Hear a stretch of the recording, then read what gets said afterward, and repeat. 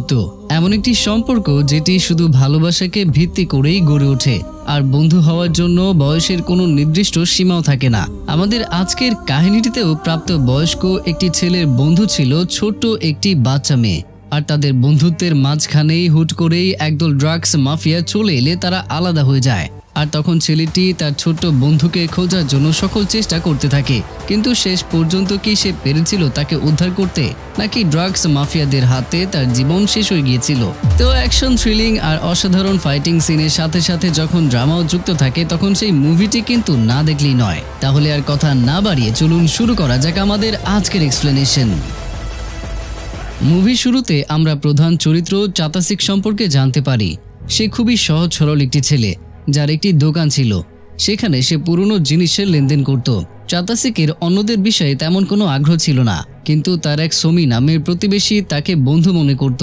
সোমি কিন্তু ছোট্ট একটি বাচ্চা ছিল, কিন্তু যেমনটা আমি বললাম, চাতাসিক অন্য কাউকে নিয়ে মাথা না ঘামালেও সোমিকে সে নিজের বন্ধুর মতোই ভালোবাসত।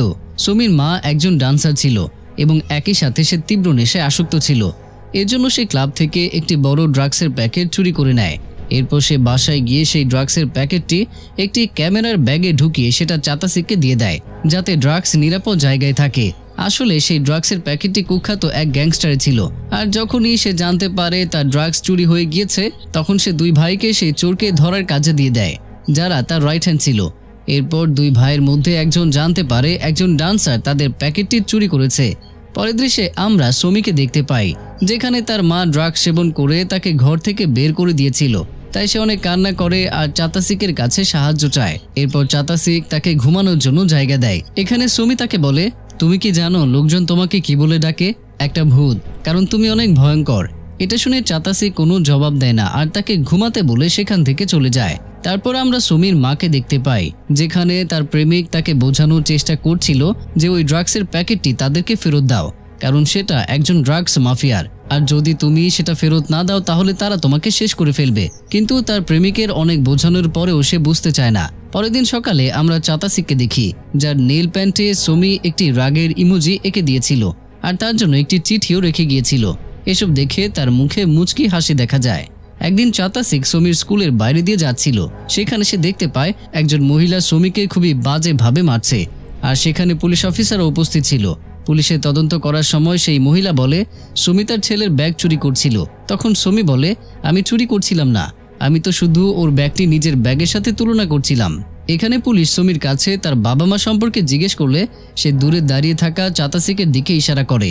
এতে পুলিশ ভাবে চাতাসিক তার বাবা, তাই তারা চাতাসিকের দিকে এগিয়ে যায়, কিন্তু সে কিছু না বলেই সেখান থেকে চলে যায়। সন্ধ্যাবেলায় যখন সোমি চাতাসিকের সাথে দেখা করতে যায় তখন চাতাসিক তাকে অনেক বকা দেয় আর বলে, তুমি কি পাগল? তুমি তখন আমার দিকে কেন ইশারা করেছিলে? এটা শুনে সোমি খুবই আবেগী হয়ে যায় আর বলে, সবাই আমাকে পাগল বলে আর ঘৃণা করে, আর আমিও সবাইকে ঘৃণা করি, শুধু তুমিই আমার একমাত্র বন্ধু। এখন তুমিও কি চাও আমি তোমাকে ঘৃণা করি? এসব বলে সোমি সেখান থেকে চলে যায়। আর যখন সে নিজের বাসায় যায় তখন সে দেখতে পায় কিছু লোক তার মাকে বেঁধে মারধর করছে। তারা সেই ড্রাগস মাফিয়ার লোক ছিল, যাদের ড্রাগসের প্যাকেট সোমির মা চুরি করেছিল। তারা সোমির মার কাছে ড্রাগসের প্যাকেট সম্পর্কে জিজ্ঞেস করে, কিন্তু সোমির মা বলে সেই প্যাকেটটি একটি ক্যামেরার ব্যাগে আছে। এরপর সেই ড্রাগস মাফিয়ার রাইট হ্যান্ড সে সোমি আর তার মাকে অপহরণ করে নেয়, আর বাকি লোকেরা চাতাসিকের বাসায় সেই ড্রাগসের প্যাকেটটি নিতে যায়। তারা যখন চাতাসিকের দোকানে তালা ভাঙছিল তখনই সেখানে চাতাসিক গিয়ে হাজির হয়। সেখানে যেতেই সেই লোকগুলোর একজন চাতাসিককে ছুরি দেখিয়ে বলে, আমাদের ওই ক্যামেরার ব্যাগটি লাগবে, যেটা তোমার প্রতিবেশী তোমার কাছে রেখেছিল। এটা বলে লোকটি যখনই অন্যদিকে মুখ ঘোরায় তখনই চাতাসিক তার ছুরিটি ছিনিয়ে নিয়ে দূরে ফেলে দেয়। এতে সেই লোকটি খুবই অবাক হয়ে যায়। তখন অন্য আরেকজন লোক চাতাসিকের ওপরে হামলা করতে গেলে সে তাকে উচিত শিক্ষা দিয়ে দেয়। তারা এই পরিস্থিতি সামলাতে না পেরে ড্রাগস মাফিয়ার রাইট হ্যান্ড জং সিওককে ডেকে নেয়। জং সিওক সবকিছু জানার জন্য সেখানে অন্য আরেকজন লোককে পাঠিয়ে দেয়।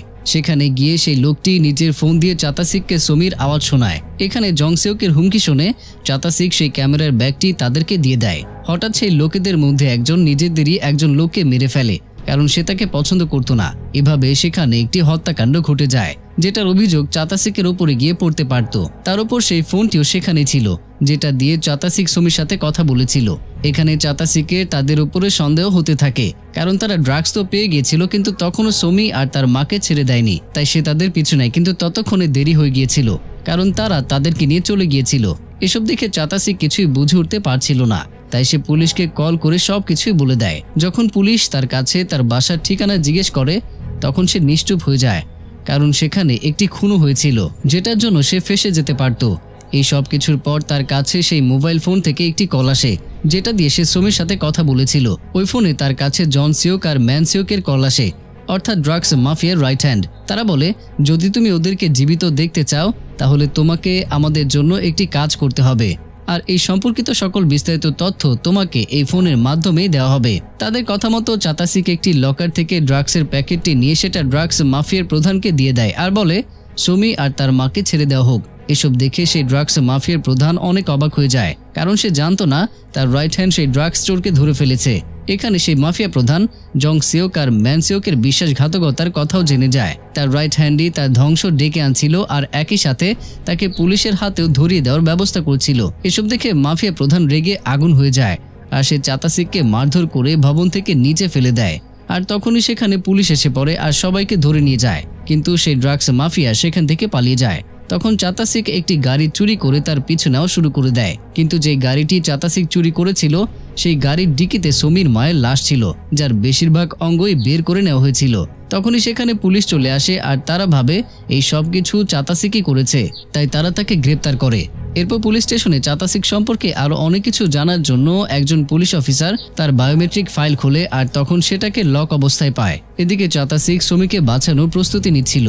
সে এক পুলিশ অফিসারকে বলে, আমি বাম হাতি, তাই খাবার খাওয়ার জন্য আমার ডান হাত নয়, বরং বাম হাতে প্রয়োজন। তাই যখনই পুলিশ অফিসার তার বাম হাত খুলে দেয়, তখনই সে দাঁড়িয়ে যায় আর সবাইকে মারধর করে সেখান থেকে পালিয়ে যায়। পরের দৃশ্যে আমরা ড্রাগস মাফিয়ার প্রধানকে দেখতে পাই, যাকে তার নিজের লোকেরাই মেরে ফেলে। এরপর আমরা আবারও চাতাসিককে দেখতে পাই, যে সেই ফোনটি দিয়ে সুমির খোঁজ করার চেষ্টা করছিল। সেই ফোনটি সম্পর্কে খোঁজ নেওয়ার জন্য একটি ফোনের দোকানে যায়, কিন্তু সেই ফোনটি অবৈধ হওয়ার কারণে দোকানের লোক তাকে কিছুই বলতে চায় না। তবে যখনই চাতাসিক তাকে মারধর শুরু করে, তখন সে সব কথা ফাঁস করে দেয়। তারপর চাতাসিক সেই দোকানদারের দেওয়া তথ্য অনুযায়ী এগিয়ে যেতে থাকে। তারপর আমরা আবারও সেই পুলিশ অফিসারকে দেখতে পাই, যে চাতাসিকের ফাইল আনলক করতে পেরেছিল। এখানে সে জানতে পারে চাতাসিক একজন মিলিটারি অফিসার। এদিকে চাতাসিক জন সিওক এবং ম্যান সিউকের কাছে পৌঁছাতে সক্ষম হয়ে যায়। তারা নিজেদের মাফিয়া প্রধানকে মেরে সব কাজ নিজেরাই সামলাচ্ছিল। ভবনে ওঠার সময় চাতাসিকের সাথে ম্যান সিউকের সাথে দেখা হয়, কিন্তু যেহেতু সে তাকে কখনোই দেখেনি, তাই সে তাকে চিনতে পারে না। তবে ম্যান সিউক তাকে চিনত, তাই সে নিজের ভাই অর্থাৎ জন সিউককে কল করে বলে, তুমি সতর্ক থেকো। এরপর চাতাসিক সেই ভবনের ওয়াশরুমে যায়, যেখানে তার সৌভাগ্যবশত সেই লোকটির সাথে দেখা হয়ে যায়, যে প্রথম দিন ক্যামেরার ব্যাগ নিতে এসেছিল। সে তাকে সোমির ব্যাপারে জিজ্ঞেস করে, কিন্তু সে তাকে কিছুই বলতে পারে না। এজন্য চাতাসিক রেগে গিয়ে তার ছুরি দিয়ে তার কাঁধে আঘাত করে বসে।